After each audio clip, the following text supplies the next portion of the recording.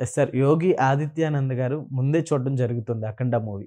ఎలా ఉండబోతుంది సార్? యాక్చువల్‌గా ముఖ్యమంత్రి యోగి ఆదిత్యనాథ్ గారు ఈ సినిమా నేను మొదటి రోజే చూస్తానని చెప్పారట. నా అంటే 'అఖండ 2' దానికొచ్చిన ఆ క్రేజు అది చూస్తే అంటే మేబీ బాలయ్య గారు ఫస్ట్ పాన్ ఇండియా మూవీ ఇది అనుకుంటా. రీసెంట్‌గా ఒకటొచ్చింది. ఆ సినిమాను కూడా ఒక మోస్తరు పాన్ ఇండియాలో చేశారు కానీ పూర్తి స్థాయిలో చేయలేదు. బట్ ఇది 'అఖండ 2' మాత్రం ఆ పాన్ ఇండియా లెవెల్‌లో తీసుకురావడానికి స్టార్టింగే ముంబైలో లాంచ్ చేశారు. Yes sir. ముంబైలో కూడా అసలు బాలీవుడ్ వాళ్ళు బెంబేలెత్తిపోయారు అన్నట్టుగా బాలయ్య గారి స్పీచ్, ఆయన హిందీ కూడా చాలా బాగా మాట్లాడతాడు. తర్వాత వైజాగ్లో జగదాంబ థియేటర్లో ఒకటి లాంచ్ చేశారు. ఆ తర్వాత కర్ణాటక బెంగళూరు అవుట్కట్స్ ఏదో చిక్బల్లాపూర్లో ఎక్కడో చేశారు. దానికి కన్నడ సూపర్ స్టార్ శివరాజ్ కుమార్ వచ్చారు. శివరాజ్ కుమార్ గారికి బాలయ్య గారికి ఎన్నో ఏళ్ళ నుంచి కుటుంబ నేపథ్యంతో కూడిన అనుబంధం అయితే ఉంది. సో ఇప్పుడు మరలా ఉత్తరప్రదేశ్లో ముఖ్యమంత్రి యోగి ఆదిత్యనాథ్ గారిని కలవడం, ఆయనకు ఒక త్రిశూలం బహుకరించడం. అంటే ఆ ట్రైలర్లో కూడా ఏముంటుందంటే దీన్ని ఎవడు ఏమొచ్చినా ఏం చేయలేడు, ఎవడు దేన్ని పెకిలించలేడు, ఎప్పటికీ నిరంతరంగా ఉండేది సనాతన హిందూ ధర్మం అనేలాగా ఒక ట్రైలర్లో మనకు చూపిస్తారు. సో ఈ మధ్యకాలంలో సనాతన ధర్మం, హిందూ ధర్మం సంబంధించిన సినిమాలు ఏ వచ్చినా కూడా బ్లాక్ బాస్టర్ అవుతున్నాయి.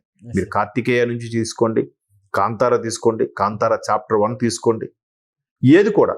సో ఇట్లాంటి సినిమాలు చావా కానీ హరిహర వీరములు కూడా ఓపెనింగ్స్ బాగానే వచ్చాయి, సినిమా పెద్దగా ఆడకపోయినా.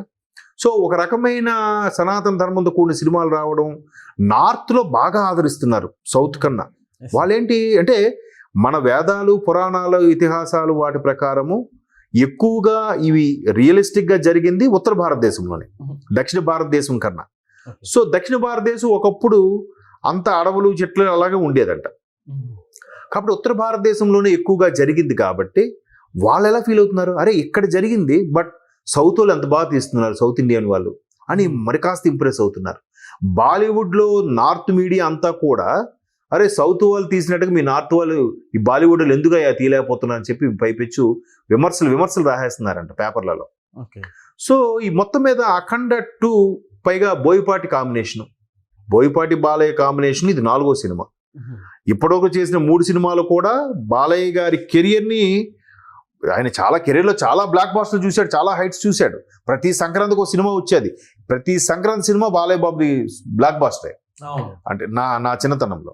అట్లాంటిది బాలయ్య బాబు బోయపాటి కాంబినేషన్ అంటే ఇంకాస్త ఇమేజ్ పెరిగిపోయింది.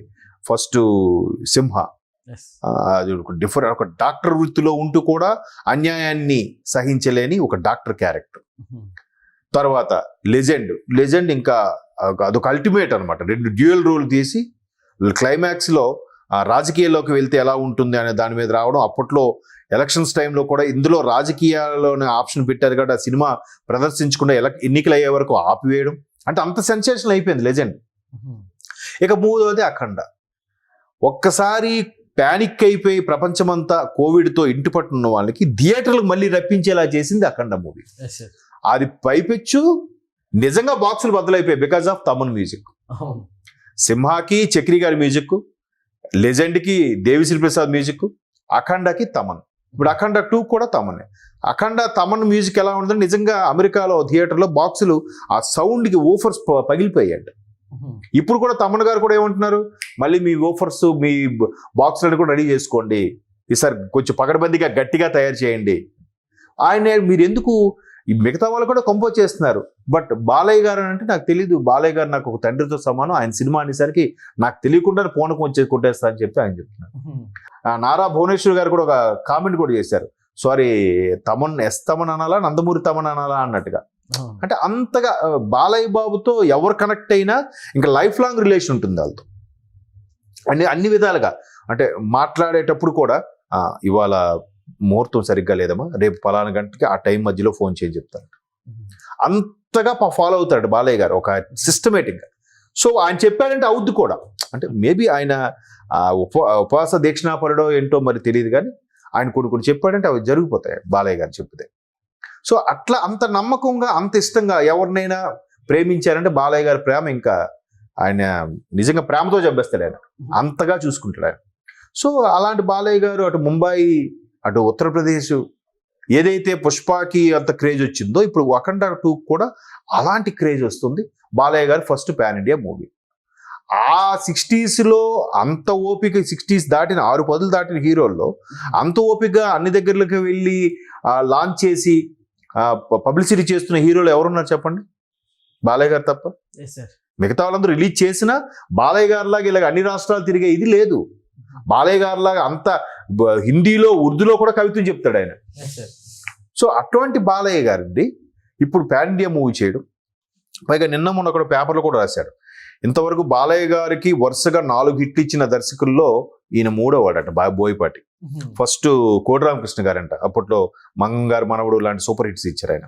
మువ్వ గోపాలుడు, ముద్దుల కృష్ణయ్య ఏవో ఉన్నాయి. తర్వాత బి గోపాల్ గారు ఇచ్చారంట. బి గోపాల్ గారు అంటే మీకు చెప్పక్కర్లేదు, లారీ డ్రైవరు, రౌడీ ఇన్స్పెక్టరు, తర్వాత సమరసింహారెడ్డి, నరసింహనాయుడు, అవన్నీ మరి ఒకదానికొకటి మించిన బ్లాక్ బాస్టర్లు. ఇప్పుడు బోయపాటి బాలయ్య గారి కాంబినేషన్ సింహ, లెజెండ్, అఖండ, అఖండ 2.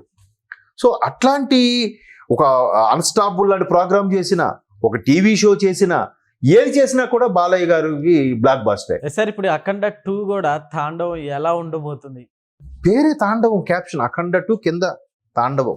అంటే శివుడు, పరమశివుడు నృత్యంనే తాండవం అంటారు. అటువంటి దానికి ఈ సినిమాకి వాళ్ళ చిన్నమ్మాయి